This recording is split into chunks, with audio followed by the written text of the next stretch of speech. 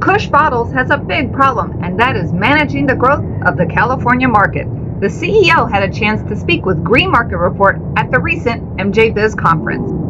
Kush Bottles faces some of the same challenges that most of the other businesses in this industry face in terms of the stigma around cannabis, some of the banking stuff, some of the stuff to do with leasing property from certain landlords, because we are associated with the cannabis industry. So we have that set of challenges, but as a business we also have a bigger challenge, which is a good challenge, which is the challenge of extreme rapid growth.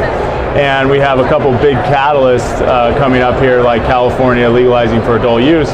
That's really going to be a challenge for us to manage from a production standpoint, from a product mix standpoint, and also from a cash flow standpoint, as we're preparing to make sure we can power and fuel all of the businesses in that state, which is our backyard and a state we've been operating in since 2010. But the big catalyst right now for us as a company that focuses on child resistant and compliant packaging is going to be California. It's a state that has never had regulation around packaging. It's medical since 1996, but never enforced any regulation for child resistancy in terms of the packaging requirements. And now we're going to have a new adult use market coming online, where for the first time ever, they are going to require child resistant packaging across the board.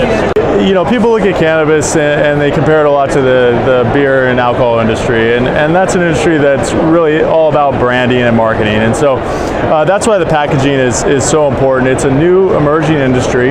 They're coming in usually to a dispensary or storefront for the first time, seeing a shelf or a display and making purchasing decisions based on how those packages, how the brand images resonate with them.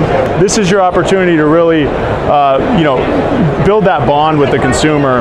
When we started the company in 2010, we sold packaging for cannabis dry flower and for edibles, usually in the form of brownies and cookies. Now we have this whole line of packaging based around concentrates, which is a fast-growing segment. It's something that's high potency, and so we have unique packaging for shatter, for wax, for crumble, for hash, for oil, and a lot of people want to differentiate their packaging, so they're typically wanting to get their logo on there, their brand on there.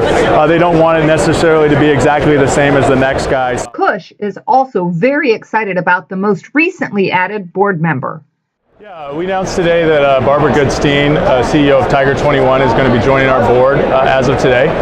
This is a big announcement, I think, for the cannabis industry, because it shows that somebody like Barbara, with her caliber and pedigree, somebody that was, Ivy League educated, was a vice president at big institutions like American Express and Chase, and a C-level executive at Vonage, now running a very big, the largest high net worth